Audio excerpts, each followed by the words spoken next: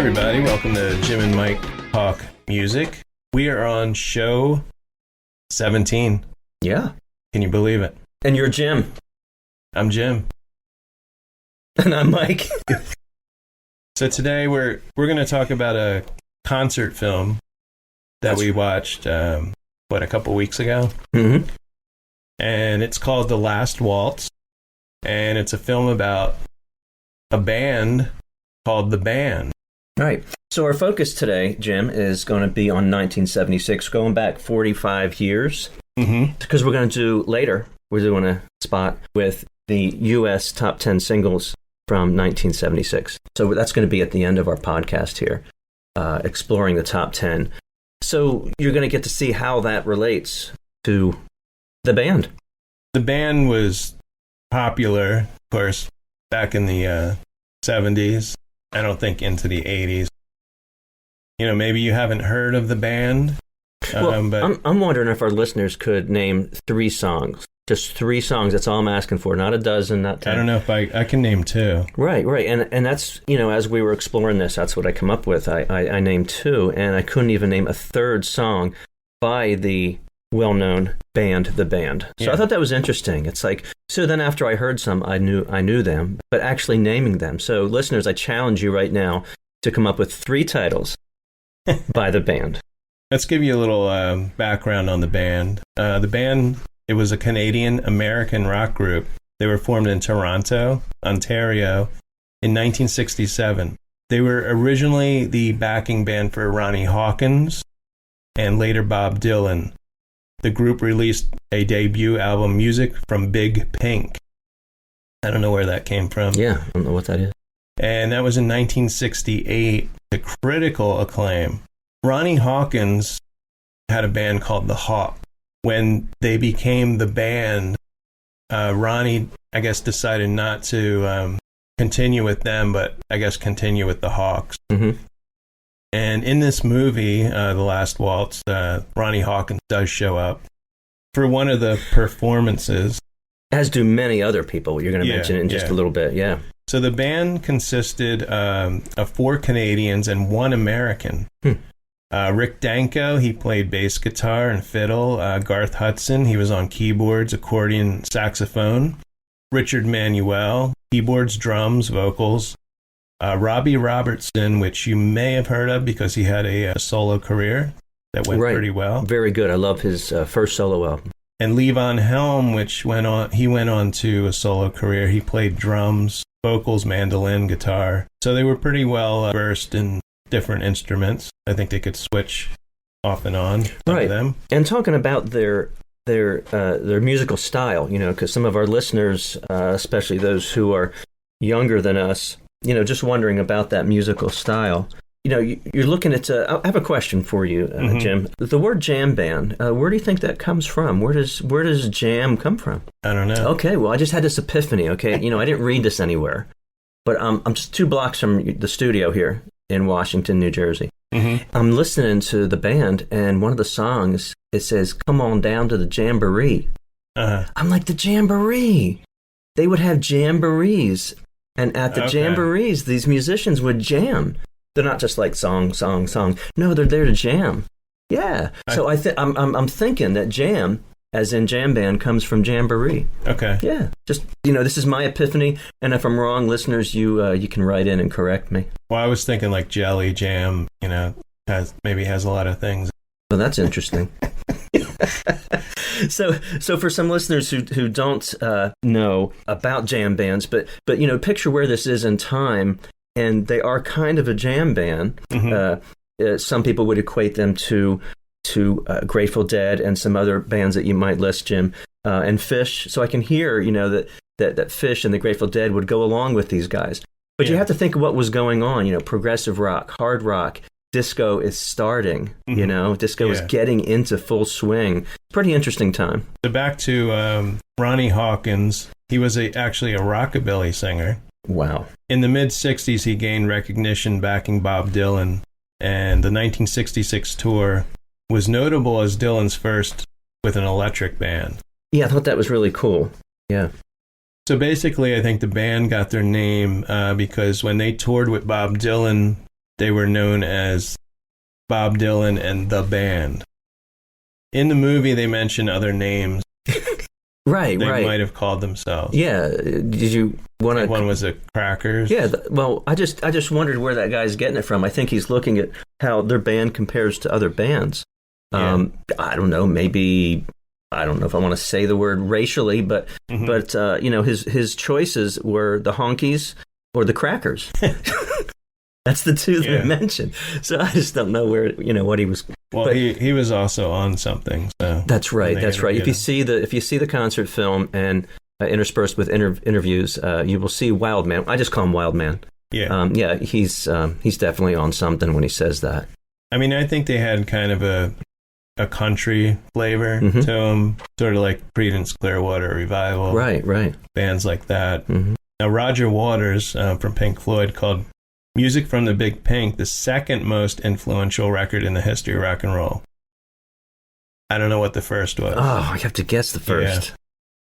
Yeah. Wow. Now the group was inducted into the Canadian Music Hall of Fame in 1989 and the Rock and Roll Hall of Fame in 1994. Mm-hmm. And in 2004, Rolling Stone ranked the band 50th on its list of 100 greatest artists of all time. Mm-hmm. Now, I don't know if you've guessed, the three songs or if you could come up, but the most famous song, I think, is called The Weight. Yeah. And, it's kind of like that title, The Core. You know the song, but you don't know the title. Yeah. The Core, The Weight. So people don't know it by the title, The Weight. Yeah. Mm-hmm. Take a load off Fanny. Mm-hmm. Take a load for free. Yeah. That song. Yeah. Now, what's interesting is they mentioned Nazareth. Yeah, the opening line. Yeah, drove into Nazareth. Feeling about a half past dead. So when I was younger, I didn't think Nazareth was Nazareth, Pennsylvania, nearby where Mike and I grew up, and also home to Martin Guitar. But it is, in fact, Nazareth, Pennsylvania they're talking about. Right, and written specifically for that. And since it is someone from the South going up, it could be kind of a pilgrimage to Martin Guitars. Yeah, it could be a song about a pilgrimage to visit Martin Guitars. Yeah, it's written in first person about a traveler's experience arriving, visiting, and departing a town called Nazareth. Yeah. And according to Robertson, this is based on Nazareth, Pennsylvania, because it was home of Martin Guitars. So we're going to get into the movie. The movie was directed by Martin Scorsese. And this was before he was really well known, is that right? Yeah, I don't think he was well known. He also was assistant director to Woodstock, and I think he was also one of the editors of the movie.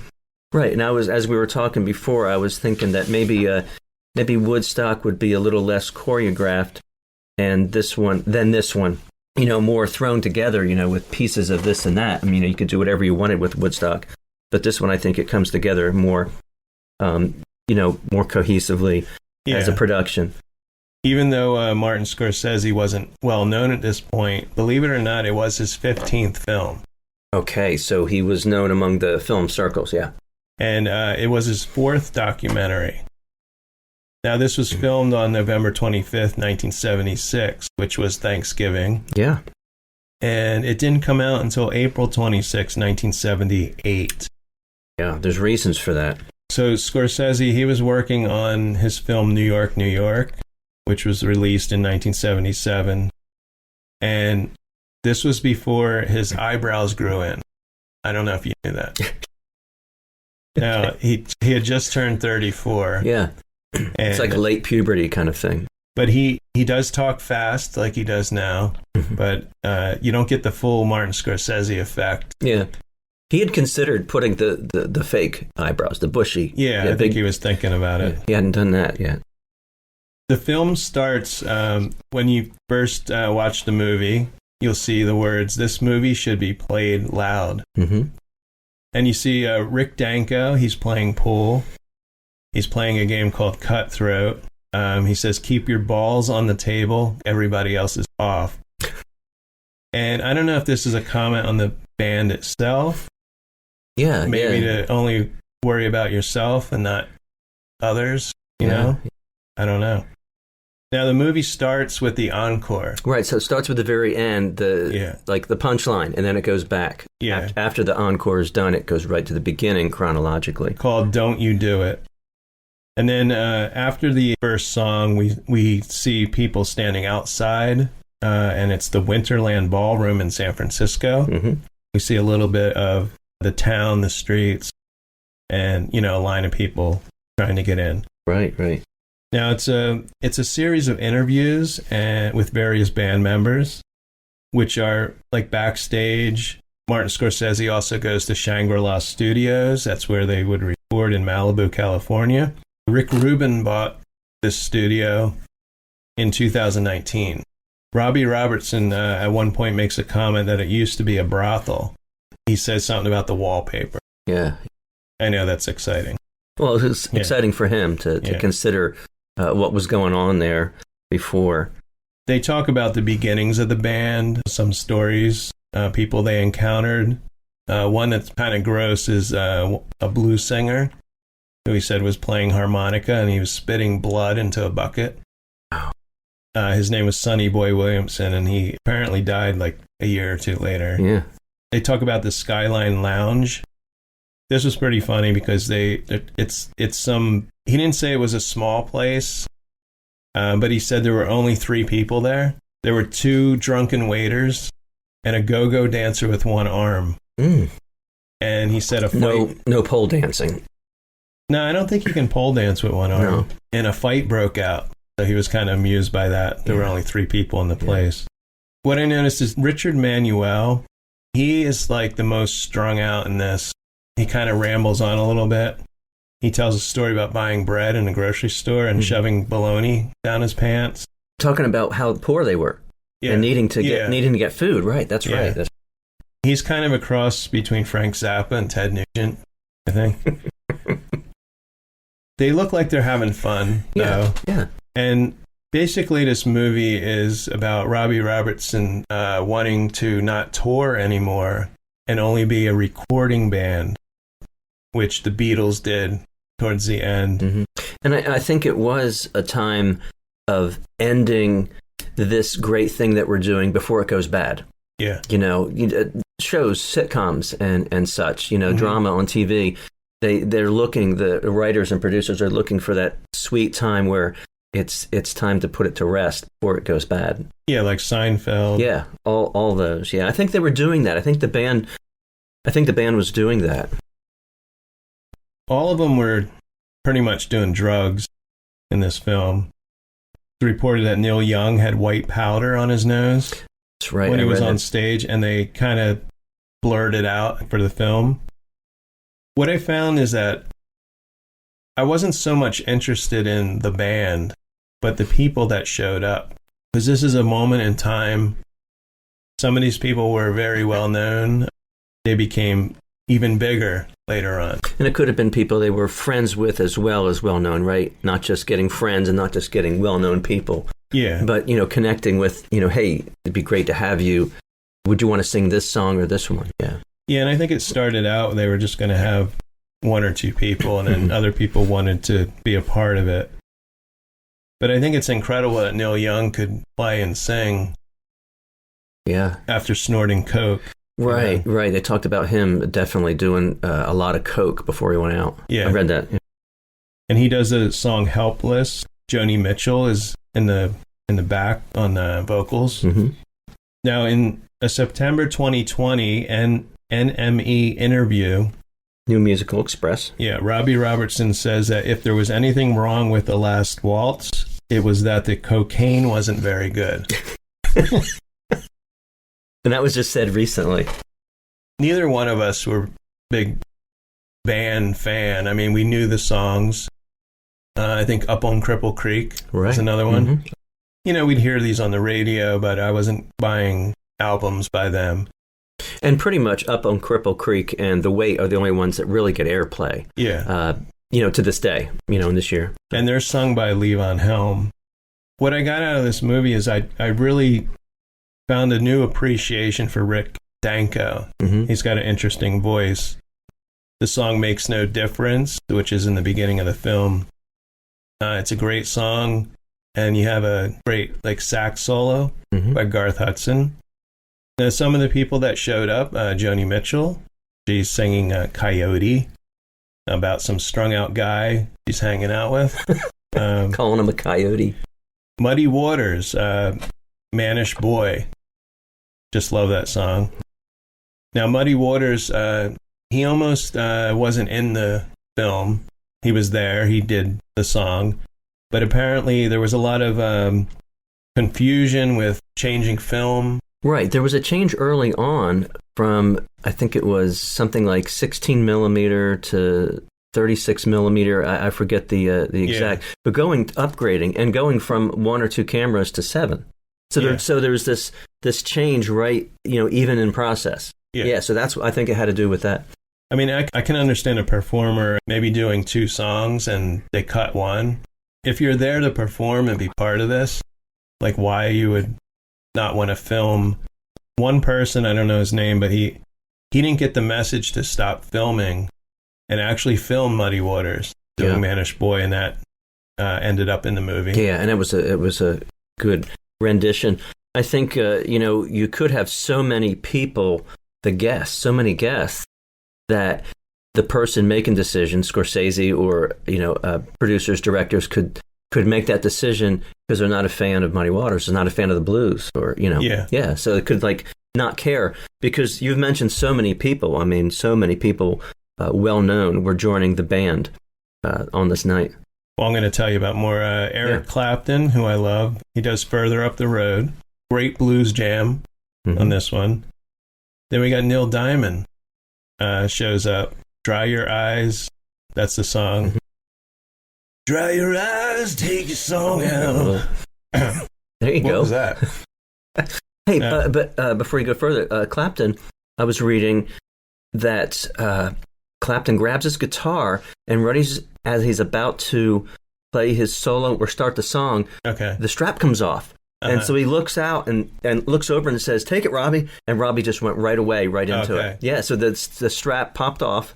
And he had to play with his guitar a little bit, get it back on again. Yeah. I thought you were going to tell me Neil Diamond ran out on stage and helped him, but no. If it was it Neil Diamond? Was it? It could have been a lookalike. It could have been somebody else. Was Neil Diamond there? Because listen to the people that you're telling me were there, okay? And then you throw in Neil Diamond. Yeah. I mean, come on, be serious. Now we have something about Neil Diamond in this performance. I just don't know, call it a conspiracy theory, whatever you want to call it. I don't know that he was actually there. Like, if we had him here today, what would he say? That's the kind of thing I'm wondering. So Neil Diamond comes out. He introduces his song by saying, I'm only going to do one song. That's what he says. But it's going to be good. But it's going to be good. Neil Diamond's appearance was not popular with all the other performers. Mm-hmm. And I love Neil Diamond, but just by what he's wearing, he's wearing sunglasses and he's got this suit on that looks like he bought it at Kmart. Yeah, the rest probably aren't wearing suits. I mean, it's this. I don't know. Some are they're all dressed all differently. But I think he came across as maybe a little pretentious. Mm-hmm. I don't know. And there is a rumor that claims that Neil Diamond came off stage and he remarked to Dylan, "Follow that." To which Dylan responded, "What do I have to do? Go on stage and fall asleep?" End quote. And that was actually Bob Dylan. Yeah. So we don't know if that actually happened or not. I think later they said, no, we were just joking around. I wouldn't say something like that. Neil Diamond said I wouldn't say follow that or top that. Yeah. Mm-hmm. The connection here with Neil Diamond is Robbie Robertson. I think he produced an album of his before this. Yeah. So he knew Neil. We got Van Morrison singing a song Caravan. He's at his prime here. He is a little pudgy still. Mm-hmm. And he's looking, I noticed this, he's looking like a young John McCain. Yeah. Wow. Yeah. Interesting. Yeah. Of course, we got Bob Dylan, Forever Young, which people might be familiar with the Rod Stewart version.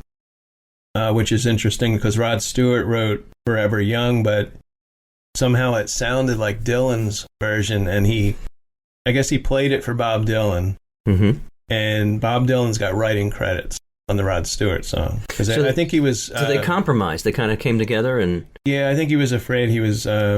he changed the lyrics. It's not the same song. It's just changed lyrics a little bit, yeah.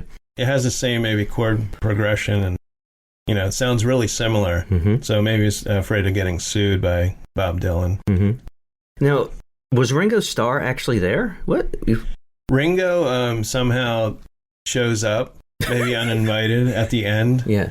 All of a sudden, he's playing drums. That's for the last song where they're... Not the very last song, but the song where they all come out. Yeah. And they sing together. Yeah. He could have been hiding behind the curtain right there the whole time. I bet you he was. Just listening in. I'd like to be a part of this. That's what he said. Yeah. The oddest thing I found about this movie... is a guy comes out, he's a poet. Oh, yes. And he does... Who is this guy? Yeah.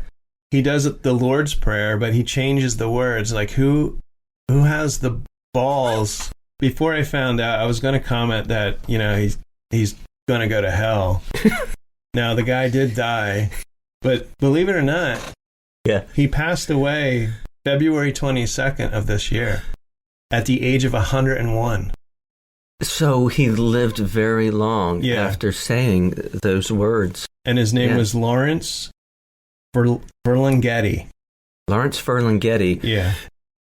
Jim, I can't remember the exact emphasis of the word changes. Do you remember what he was trying to... I wish I did. Yeah. So, listeners, you'll have to look into that yourself, trying to figure out what Ferlinghetti was saying. So the concert jumps from interview to performance. Now, I noticed in the beginning they rarely show the crowd. It's like dark. But, oh, yeah. But then I didn't know not all the performances were with a live audience. Like, you have the feeling that it's at the Winterland Ballroom. Right. They're performing in front of the audience the whole time, but they aren't. They're performing in different areas, or one looks like a soundstage. Yeah. This was before social distancing. People were sitting back for some reason. And that's the one where Emmylou Harris sings Evangeline. Yeah, it looks like they're on a soundstage. Some people are milling about in the background. I see a correction here, and I'm jumping right in here, but this is about the filming. I was a millimeter off, I believe, but it started out with the 16 millimeter and went to the 35 millimeter. Yeah. A little correction on the size for you photography aficionados. Yeah.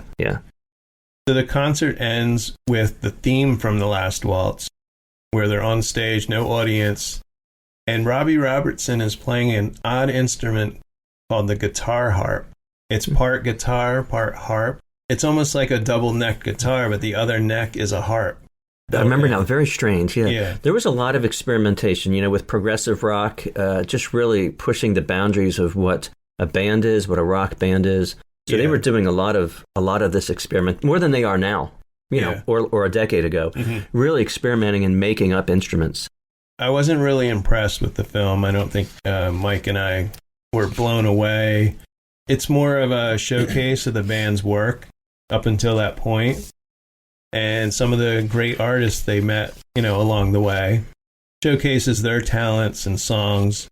Overall, I wouldn't say it's a great concert film. I mean, even the interviews are kind of sporadic. I think it was good at its time, and as I read some reviews here, Jim, it's interesting how it doesn't hold up as well over time. You've got a review, right after it, and you got a review a couple decades later. And now here we are, 45 years later. The Chicago Tribune said it's the greatest rock concert movie ever made, and maybe the best rock movie, period. So this was right after it happened. The Detroit Free Press said one of the great movie rock experiences. Another one said it's the greatest concert film ever shot. Things like that. So positive at first, but then we do have Roger Ebert. This is in 2002. He gave it 3 out of 4 stars in 2002. But I want to read some of that. It kind of, we respect Siskel and Ebert. This is the man. So he says, quote, the overall tenor of The Last Waltz suggests survivors at the end of their ropes.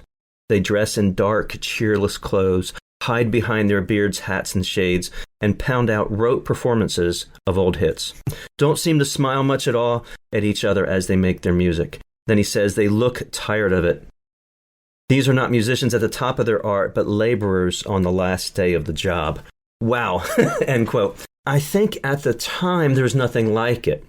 Yeah. Like who else says, hey, instead of the band breaking up like everybody does, fighting about money and things like that, let's come together and rock this out. Yeah. And then of course bring in some celebrity and bring in some friends, you know.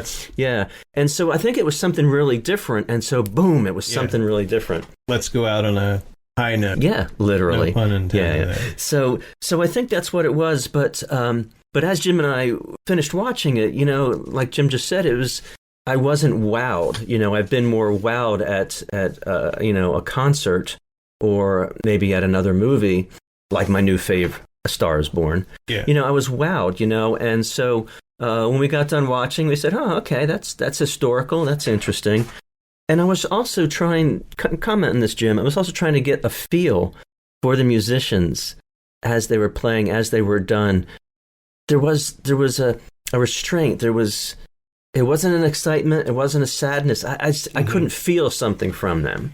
What do you think about that? Like watching it near the end, did you feel that they were?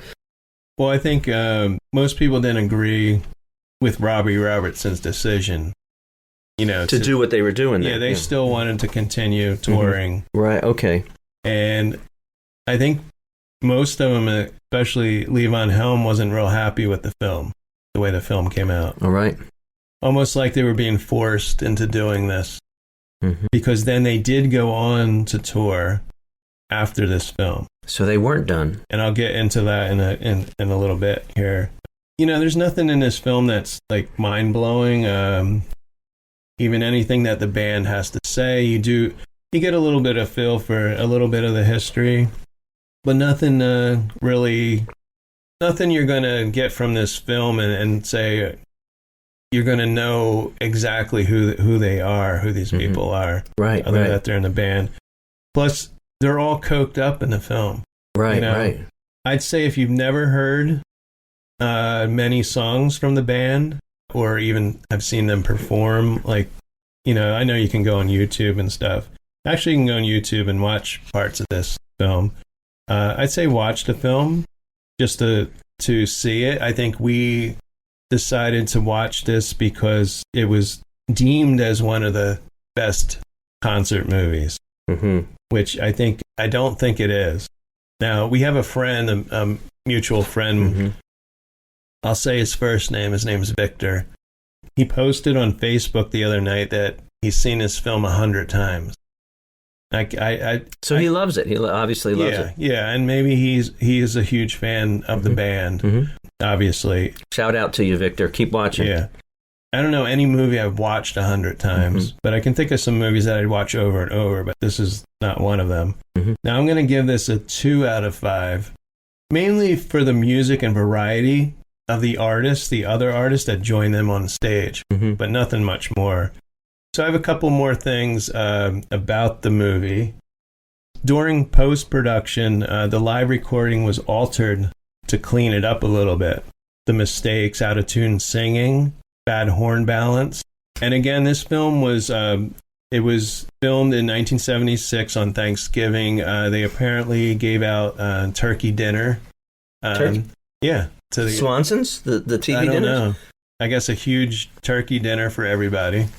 Or maybe they threw turkey. That was cut out of the film, you know, to the audience. Kind of a Rocky Horror Picture Show kind of thing with the meat flying.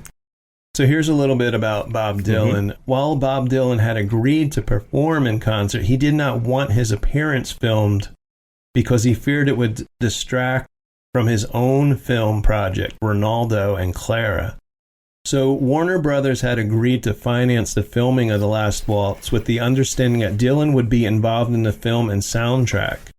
He only wanted his performance on the soundtrack. Not on film, so audio only is, I think, what he wanted, right. And it said backstage negotiations took place during an intermission. Yeah.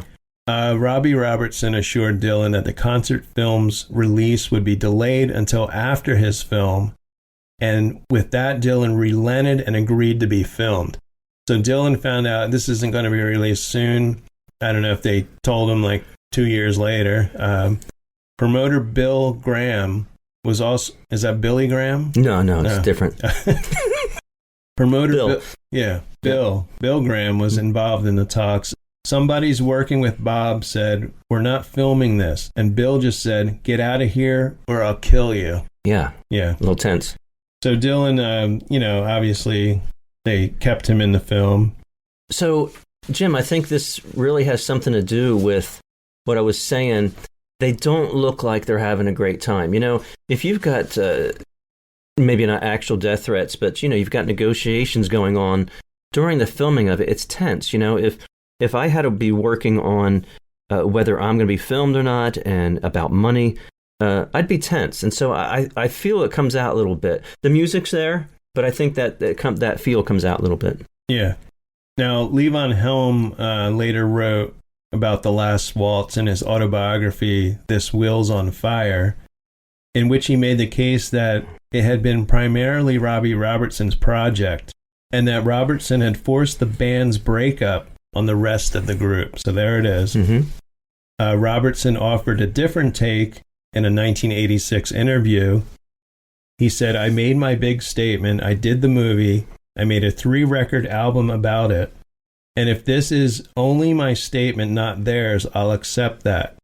They're saying, well, that was really his trip, not our trip. Mm-hmm. Well, fine. I'll take the best music film that's ever been made and make it my statement. I don't have any problems with that, none at all." So the original quintet would perform together one last time. Mm-hmm. After the late set of Rick Danko's March 1st, 1978 solo show at the Roxy, performing Stage Fright, The Shape I'm In, and The Wait for an encore. This would be the last time all 5 musicians would perform together. Wow. I thought it was interesting, too, that you mentioned it was, and I read that, it was a 3 LP set of music, right? Mm-hmm. Yeah, that's a lot. You think there's probably more music on that LP set than maybe what we saw. Or actually there is the recordings of the interviews and all that. Yeah. Yeah, so you have music and speaking. We don't own those 3 LP sets. But that would, likely be more music, but probably it is all those commentaries, all those words, all the interviews. So what's interesting, too, is that the band resumed touring in 1983 without Robbie Robertson, who had found success with a solo career and as a Hollywood music producer. Now, I know he produced music for Martin Scorsese, mm-hmm. like Raging Bull. That's right. He went on to produce a lot with Scorsese. Yeah. Now, this is kind of sad because after a performance in Winter Park, Florida on March 4th, 1986, Manuel committed suicide.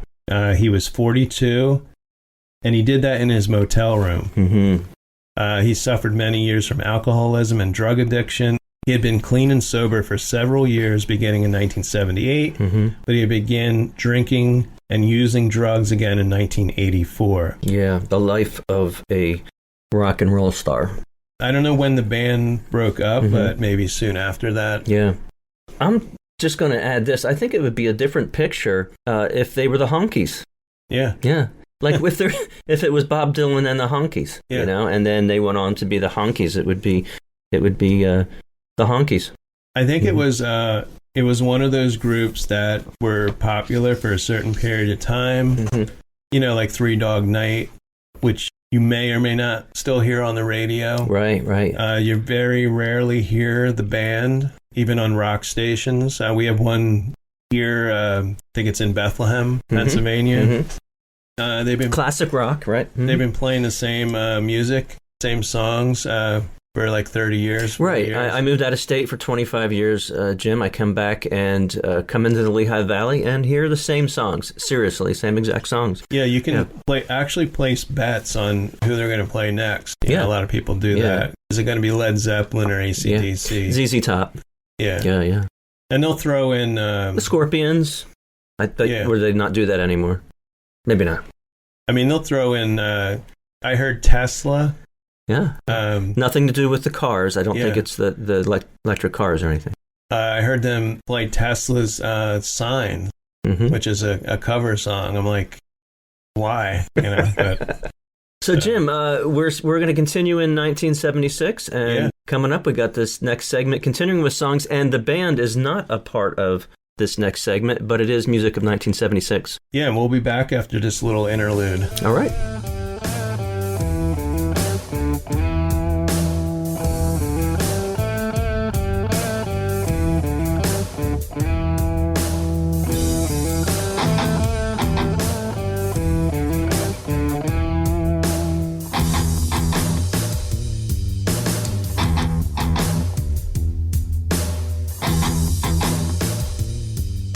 Okay, we're back with the U.S. Top 10 Singles. This is for the week ending April 10th, 1976. Yeah, 45 years ago, people, as this is being put out. So Mike's going to start with number 10.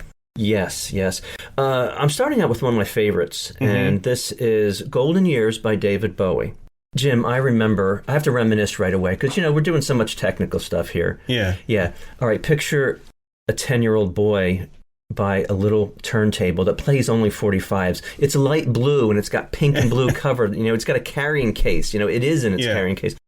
But we were at Woolworths. You go to Woolworths, and you get, you get three 45s for $1. It was on sale. But got Fame and Golden Years. I don't know which side was A and which side was B. Golden Years, Fame on the other side. So I would play it, and I'd be listening to Golden Years at 10 years old, and I would get down low, because it has only this little 3-inch speaker, built in, and just picture getting down low and seeing that needle bob up and down, up and then down, along with, the warp of the record. Yeah. But that was Golden Years for me. That's an image that I have. Okay. Yeah, see, that's my least favorite Bowie song. Okay. Yeah. Yeah. Well, I'm not saying it's my favorite Bowie song, but just the memories. Yeah, I'm saying out of this top 10. Yeah, I don't know when I first heard this top 10 that we have here. Yeah, I might have heard it on the radio. Yeah. So it's interesting. You've got this. I thought he was scatting. Bum ba ba ba baby. Yeah. Do you know what he's saying? saying? So Jim, it took me 45 years from being that 10-year-old boy to last week to look up the lyrics to Golden Years. Yeah. So he is saying, "Come get up, my baby. Yeah. Come get up, my baby. Come get up." Well, sing with me. Come get up, my baby. Yeah. Come. Yeah. So that's Golden Years. Yep. So so there's a lot of strange lyrics to this song. And I didn't, I was singing my own gibberish, for years, back then especially. In walked luck, and you looked in time, never look back, walk tall, act fine. Isn't that wild? Mm-hmm. Yeah. So, I wouldn't have been able to put all that together. This comes at a time of experimentation. I believe Bowie is looking androgynous. Who knows? And that's pretty radical. That's pretty radical for half century ago. So there's number 10. Well, I have I have a little bit of. Oh, I'm sure you got something on this. This song was supposedly written for Elvis Presley. Oh, come on, my baby. Come on, look my baby. Golden years. Oh. Angel. Okay. So Presley turned it down. Bowie recalled that Presley had heard the demos, and because both artists were signed to RCA Records at the time, Presley's manager, Colonel Tom Parker, thought that Bowie should write songs for Presley, believe it or not. Wow. Because Elvis, never wrote any of his own songs. Bowie stated that he had adored Presley and would have loved to have worked with him. So this song was 76. Elvis died in 77. Although they would contact each other, I guess the record company's office, nothing ever came to fruition. And Elvis sent a note to Bowie saying all the best and have a great tour, which Bowie kept the note for the rest of his life. Oh, that's from Elvis, cool. so. That's cool.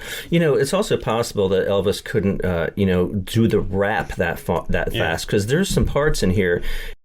In the back of a dream car, 20 foot long. Don't cry, my sweet. Don't break my heart. Doing all right. You got to get smart.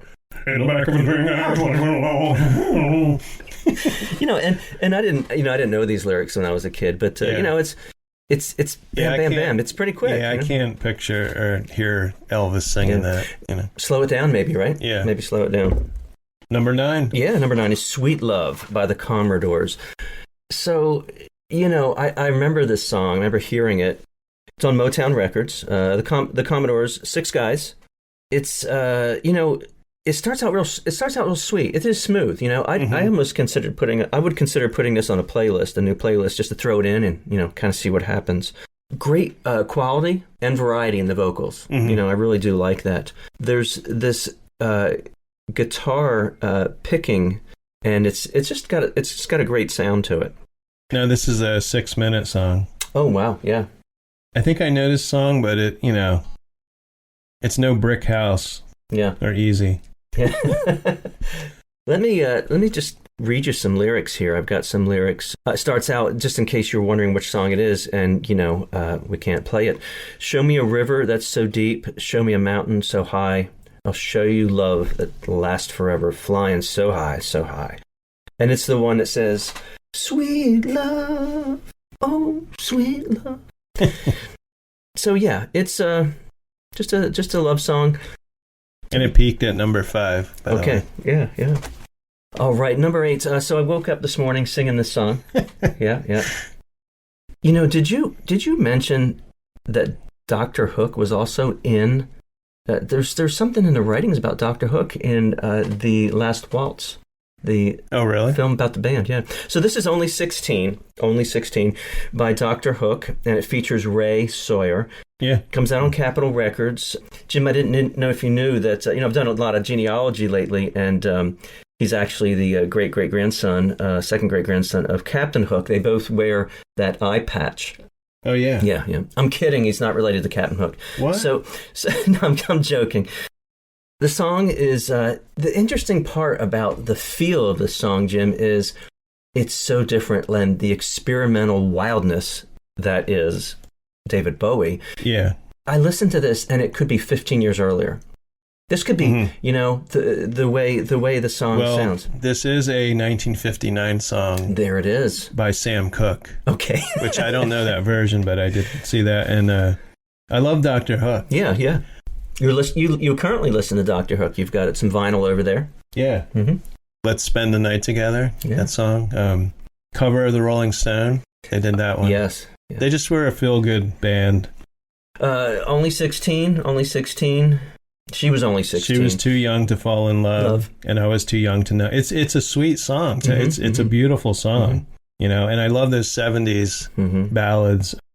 So Ray Sawyer, we have people that clean our house. I don't know if it was his father-in-law or he was down in Florida one time, and he was staying at someone's house, and it was this guy's house that he was staying, and he was staying at Ray Sawyer's house. Yeah, and the guy, he cooked him breakfast. I don't know if it was an acquaintance of a relative or why he was staying there, but he couldn't believe it was him. That, Yeah. I don't know if he was wearing the eye patch, if he burnt the eggs, you can only see out of one eye. Yeah. It would be interesting to know. I'm guessing that I think he had an eye accident. Well, I'm guessing the eye patch was fake and it was a prop. I don't think it was. Okay. I think he actually had an eye injury. So then he gathered the moniker Dr. Hook from the eye patch. Now, Dr. Hook still tours, believe it or not. I don't know how many original members. Wow. So check out Only 16. It is a sweet song. Yeah. Another one that I could put on a set list. I woke up this morning singing that. And now we're on number 7. So Boogie Fever by the Sylvers. Silver spelled with a Y, Sylver. Wow, you're loud. Yeah, okay, I'll back off. So, number 7, Boogie Fever by the Sylvers. Capitol Records. Stereotypical 1970s song, yeah. But Jim, I wonder if you noticed something. Did you notice something really strange about this song? Yeah.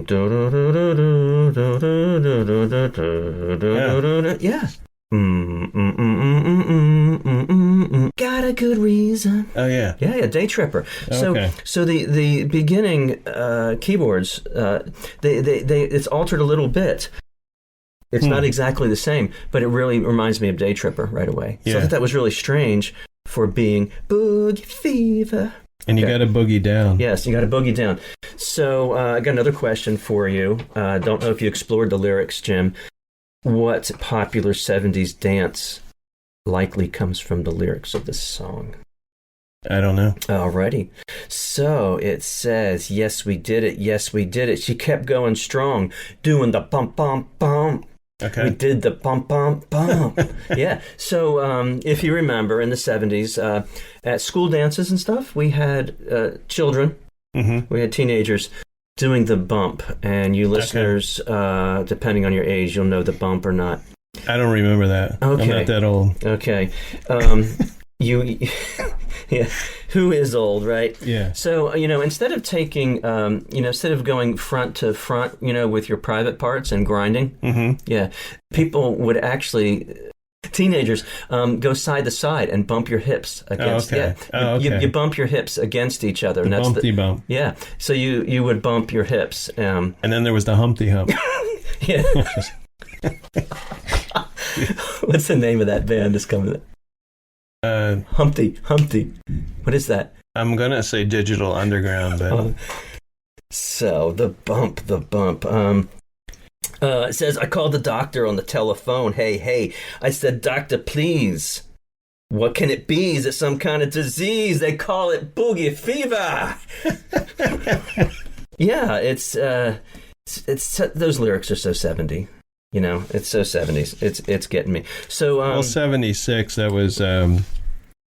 I would say maybe it was towards the height of disco. It was the height, I believe, yeah. And then followed by, of course, Disco Sucks. So yeah, and then they burned all the albums. Yeah. Which was sad. Yeah. I'm shedding a tear right now. Yeah. So, Jim, we're going to number 6. Yes, a song we know very well. Yeah, so this song we know so very well, also because your aforementioned local station probably plays it sometimes. This might be the only song, correct me if I'm wrong, out of the top 10 that are still being played currently. I don't think any of those songs you could tune in a radio anywhere. Maybe Golden Years, but we'll see. We'll see what your 5 songs are. So this is Dream On by Aerosmith. It's a rock ballad, and so it's slow, but it's rocking. And of course, what's really rocking about it is Steven Tyler's vocals. This song, and a few others to follow, really catapulted him ahead in his career. I, just like Golden Years, looked up the lyrics to this after all these decades. I hadn't known. Okay. And I got some wrong. This is confession. Yeah. Father, I have said something wrong. So listeners, Dream On. But I got a question, a little quiz here. It's sing something, sing for the year, sing for the laughter, sing for the tear, sing something. It's just for today, never tomorrow. I thought he was saying sing children. I thought he was singing sing women. Okay. Oh, yeah, sing women. Yeah, and that's wrong. What's he saying? He's singing sing with me. Oh. As in with me. Yeah, sing with me. Sing for. I don't hear the with me. It's sing with me. Sing with me. Sing with me. It's with me. Sing with me. Sing for the year. So, I'm just wondering if he changed it somewhere. But that's the actual lyrics to that. But I have a favorite version of this song. Okay. Yeah, it was With You in 1992 at City Gardens. It wasn't Aerosmith. It was the loudest concert I was ever at. My ears hurt. I had to plug my ears. They Might Be Giants. Oh, okay. Was it City Gardens? I don't remember them doing this. Yeah. Yeah, it was City Gardens in Trenton, New Jersey. Okay. And I hadn't been to a concert in a while, and you know why. I don't need to mention why. I hadn't been to a concert for like a year. It was really loud. My ears weren't used to the loud volumes. They Might Be Giants had Stump the Band or something like that. Stump the Band. Okay. And fans would yell out song titles, and they would play it. Okay. So they started out Dream On intro with an accordion. That was so cool. That was awesome. It was just so cool. So that's Dream On. That's my favorite version live. This song was supposedly the first song where Steven Tyler, or the only song on the band's first album where Steven used his real voice. Really? So I guess he's got a different, the rock and roll voice, and this is more his smoother. And he was insecure about how his voice sounded on tape. So for the other songs, he tried to sing a bit lower and sound more like soul artists such as James Brown. We're going to go on to number 5 here. All right. Again, this is the top 10 U.S. singles from 1976. Yeah, April 10th, the week ending. So at number 5, we had Right Back Where We Started from Maxine Nightingale. Yeah. Now, she's a British R&B soul singer. Very strong, upbeat song. Love is good, love is good. Now, if Elvis sang it. Come on. Okay. Now, her voice reminds me of Marilyn McCoo. I don't know if you know who that is. And it kind of reminds me of a Captain and Tennille song. Oh, yeah. Yeah. I don't know if it's Love Will Keep Us Together. Maybe it's sped up. I don't know. Yeah. It's a wonder she didn't become bigger because she has a really good voice. So this song was written by two guys, Tubbs and Edwards. And they wrote this song. This is what always amazes me. This song was written in 7 minutes while driving to a hospital where Tubbs' wife was set to give birth to his daughter. So they wrote it in the car going there. I get it. Like one of them was born at the hospital and they're getting right back to where they started from. They were born. One of them was born there. Yeah. Yeah. So there's a rough demo featuring Edwards' vocal. It was cut the next day. And it was Edwards, who had performed with Nightingale in the West End production of Hair, who approached Nightingale with an offer for her to record the song. Yeah, that song was written very quickly. Yeah, I only have one correction if you're done. Okay, so she didn't get the memo about, not ending a phrase with or sentence with a preposition. Get right back where we started from. It really should be get right back from that place from which we started. That would have been too long a title. Well, it only adds a word, but just a little grammatical thing. So number 4, we have the Bellamy Brothers. Yes. I could hear Elvis singing this one. Yeah. Yeah. Let Your Love Flow. Yeah. Did I say the name of the song? No, you did now. Let Your Love Flow. Let Your Love Flow. Know this song very well. And it's a nice love song with some acoustic guitar. It was featured in the 1980 Tatum O'Neal film Little Darlings. Wow, did not know. Which I have not seen in a long time. And I don't know, I'd feel kind of funny watching it now because it's Tatum O'Neal and Christy McNichol. We know them well. I've met both of them, by the way. Oh, cool. But I'm wondering, what is this flow? Let your love flow like a mountain stream. Yeah. Let your love grow with the smallest of dreams. Let your love show. And you'll know what I mean, because it's the reason.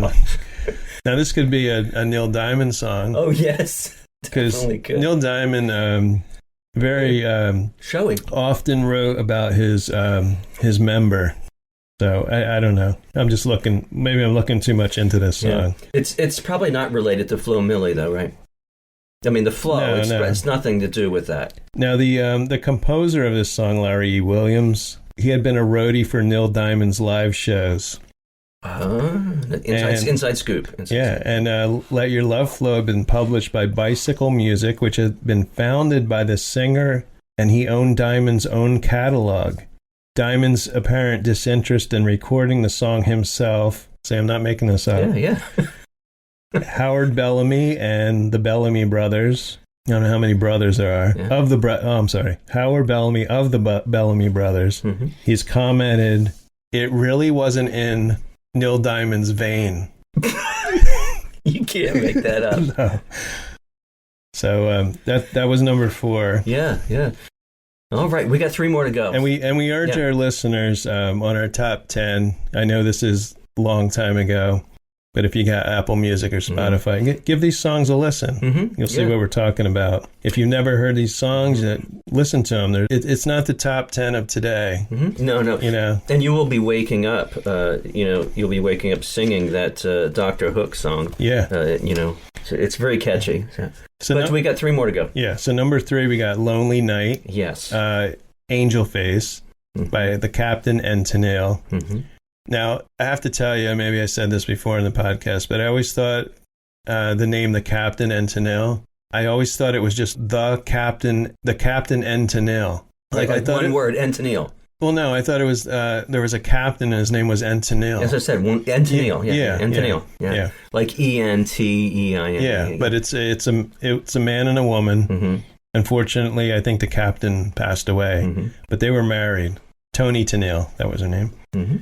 Now this starts with crickets and some night sounds, and an instrument called the guiro. Okay. Yeah, that's what you scratch. Here it is. Okay. Yeah. Now the chorus picks up with some backup singers, and there's some deep voiced dude. I don't know who he is. Wow. And we've got conga drums. Yeah. Now there's a Harry Conniff song. There's a Harry Conniff version of this song. Wow. And he also has conga drums, so I guess this song required conga drums. Some of the lyrics: lonely nights I cry myself to sleep. It's a song about a woman who's lost her love and, she's lonely. Mm-hmm. What I found interesting is this song was written by Neil Sedaka. Now, in his song, there's a part, he says, "Hey, little girl." Now, "Hey, little girl" makes more sense than them changing it to "Hey, little man, I miss you so much," because, maybe that's why he broke up with her. Yeah, little man. Yeah, what man wants to be called little man? Yeah. We see that, but the women don't see that. It's really clear to me. Yeah.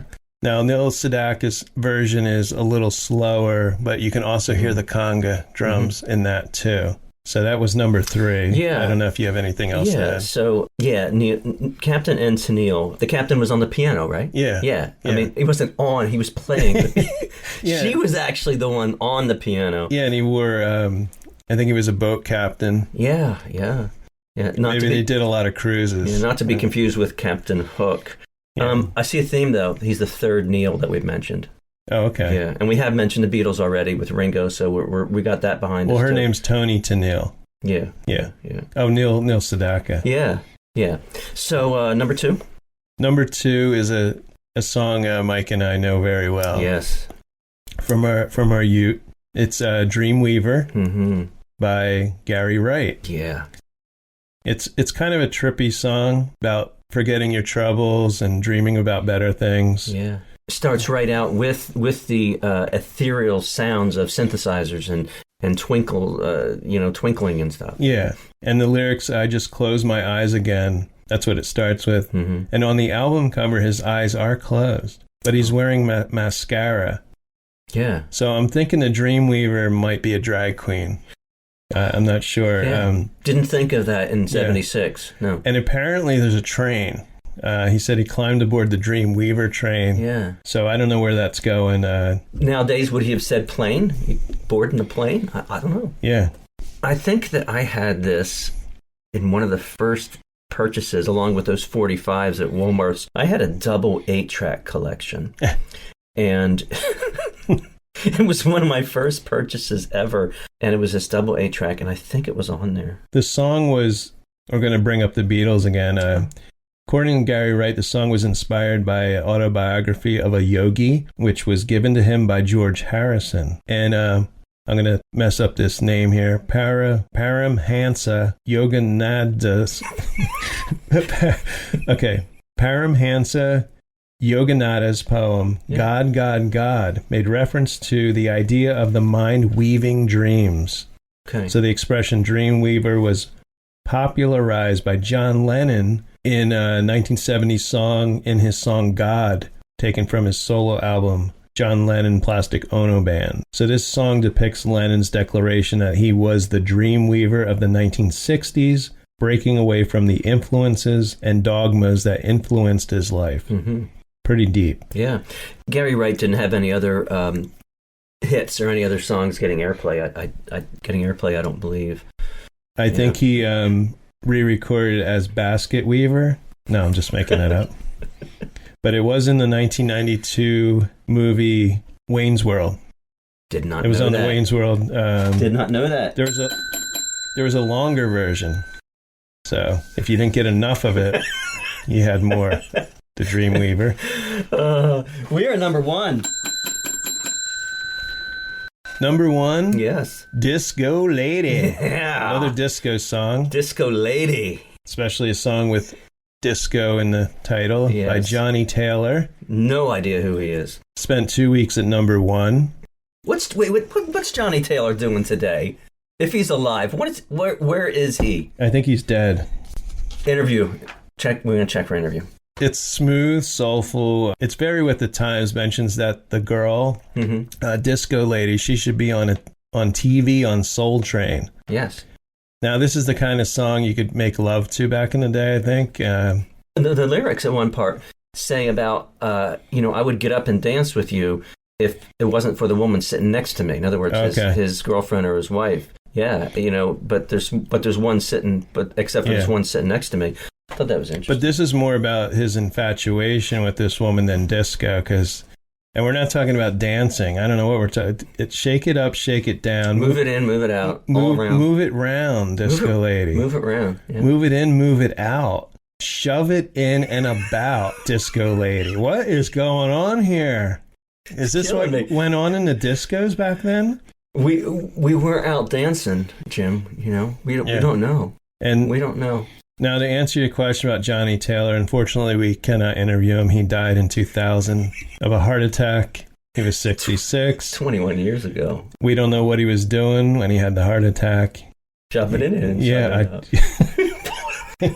This went to become Johnny Taylor's biggest hit. Of course, number 1. 2 weeks in a row, you said, I think. Yeah. The single was Taylor's first for Columbia Records, where he signed after his longtime label Stax Records went bankrupt. Among the guests on the song were 4 members of Parliament Funkadelic. Oh, coolness all the way. We got bassist Bootsy Collins, keyboardist Bernie Worrell, guitarist Glenn Gomes, and drummer Tiki Fullwood. And backing vocals by these 3 women, Cynthia Douglas, Donna Davis, and Pamela Vincent. So those are your backup singers. It was the first Hot 100 number 1 hit with the word disco in its title. Oh, well, yeah, that says a lot. Now, there had been several disco songs that already reached number 1. Mm-hmm. So there we go. And he did have another song. It wasn't a hit, but it's called Eargasm. Really? Yes, Eargasm. And I didn't get to research that, but the lyrics or anything, but Eargasm. Now, before we wrap this up, I'm going to briefly, disco, believe it or not, started during the late 60s and early 70s. Wow. And it started in Philadelphia, New York City. It was a mixture of music from clubs that were popular with African Americans, Hispanic, Latino, and gay men, Italian Americans. So, a mix there of people. And I didn't know it started in the late 60s. That would be with the in crowd, people that are really, hip. Yeah. Can I say hip on the radio? Hip? Hip. Yeah. People who were hip? Yeah. So several dance styles were developed during the period of disco's popularity, including the bump and there you are. And the hustle. Do the hustle. Do the hustle. Now, this song was spoofed in a PSA for the American Cancer Society. What words did they replace? They called it Dragon Lady, and in the commercial was played by a teenage Robin Givens, which is Mike Tyson's, I think it's his ex-wife. Yeah, that's right. Who turned off all her peers by her excessive smoking. And to wrap this up, the song was also featured in the first season of that 70s show. Oh, of course. Called First Date, and it's from 1999. Eric repeatedly sings the chorus to appease a drunken Donna. Yeah, so fine, you're making it right on time. Girl, you're getting me out of my mind. Yeah, shake it. Taylor actually won his second Grammy Award, it says nomination. Mm-hmm. So he did get a nomination for this song. Best Male R&B Vocal Performance. Mm-hmm. Cool. So there we go. There's your top 10 for the week ending April 10th, 1976. Cool. So check those songs out. I know they're old songs, but you can still find them, and you can still dance to them. Dance. Now, one last thing. If you're so inclined, you like our podcast, we really appreciate all you listening to us just sitting here talking, rambling on. about what we love, music. Mm-hmm.